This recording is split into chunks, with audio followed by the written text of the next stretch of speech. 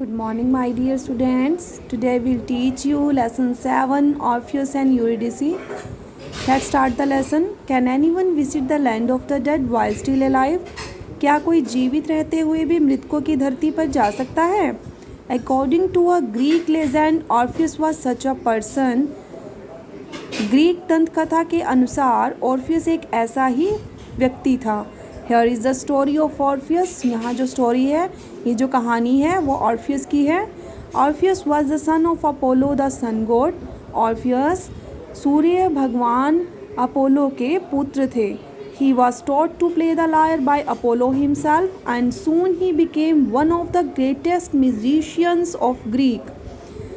उन्होंने खुद अपोलो से क्या बजाना सीखी थी? वीणा बजानी सीखी थी और जल्दी ही वो ग्रीक के बड़े संगीतज्ञों के में से एक बन गए थे.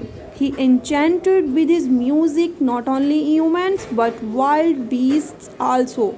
उन्होंने अपने संगीत से न केवल मानवों को बल्कि जंगली जानवरों को भी वशीभूत कर लिया था.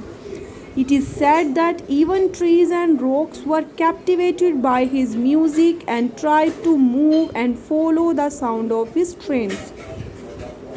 ऐसा कहा जाता है कि पेड़ और चट्टानें भी उनके इस म्यूज़िक का अनुसरण करती थी, उससे मंत्र मुग्ध हो जाती थी. उसकी म्यूज़िक के साउंड से, उसके खिंचाव से वो क्या करते थे? उसे फॉलो करते थे, उसकी साउंड को. Orpheus had a beautiful wife named Eurydice. Orpheus की एक बहुत ही सुंदर पत्नी थी जिसका नाम यूरिडिसी था. They loved each other very deeply. वे एक दूसरे से बहुत प्यार करते थे. For a year or two they lived in a great happiness. 1 या 2 साल तक वो बहुत ही खुशी से रहे.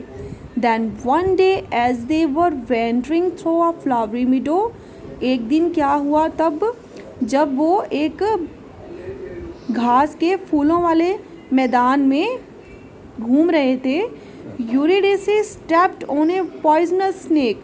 यूरिडिसी ने एक जहरीले सांप के ऊपर उसका कदम आ गया, उसका पैर उसके ऊपर उसने रख दिया, स्नेक के ऊपर. The snake bit her. सांप ने उसे काट लिया. And she died at once. और वो एकदम मर गई. Orpheus was full of grief at her death.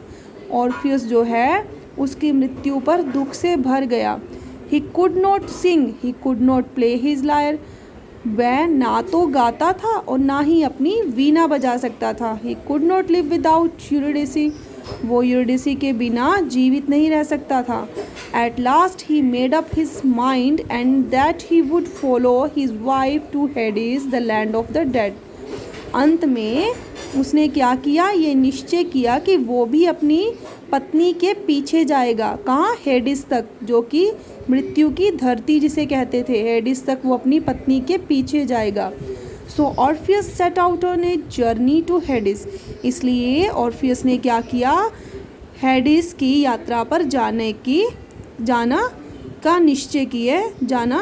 उसने यात्रा पर जाने की तैयारी की. He found a cave in the side of a volcano which led to हेडिस.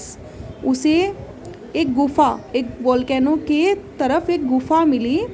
वहाँ से क्या था? रास्ता हेडिस को जाता था. Passing through many dark passages. बहुत सारे अंधेरे रास्तों से निकलने के बाद Orpheus reach stakes the river of death. कहाँ पहुँचा ऑर्फियस? एक नदी पर जो मृतकों की धरती पर थी, वो मृतकों की नदी थी स्टेक्स. वहाँ पहुँचा. At the river there was a boatman. वहाँ नदी पर कौन था? एक नाविक था. When Orpheus requested him to row him across the river in his boat, the boatman replied, my boat is meant only for the dead. Orpheus ने क्या किया? बोटमैन से रिक्वेस्ट की, प्रार्थना की कि वो अपनी बोट को इस पंक्ति में लगा ले और मुझे जो है नदी पार करवा दो. अपनी बोट से ये नदी पार करवा दो. बोटमैन ने, नाविक ने उत्तर दिया कि मेरी बोट तो केवल मरे हुए लोगों के लिए है. How can I carry you. मैं तुम्हें कैसे ले जा सकता हूँ. Not discourage at all, Orpheus began to play his lyre. निरुत्साहित हुए बिना ऑर्फियस ने क्या किया? वीणा बजानी शुरू कर दी. The boatman was so charm that he carried him across the Styx. नाविक जो था इतना खुश हो गया कि उसने उसे स्टेक्स नदी पार करवा दी।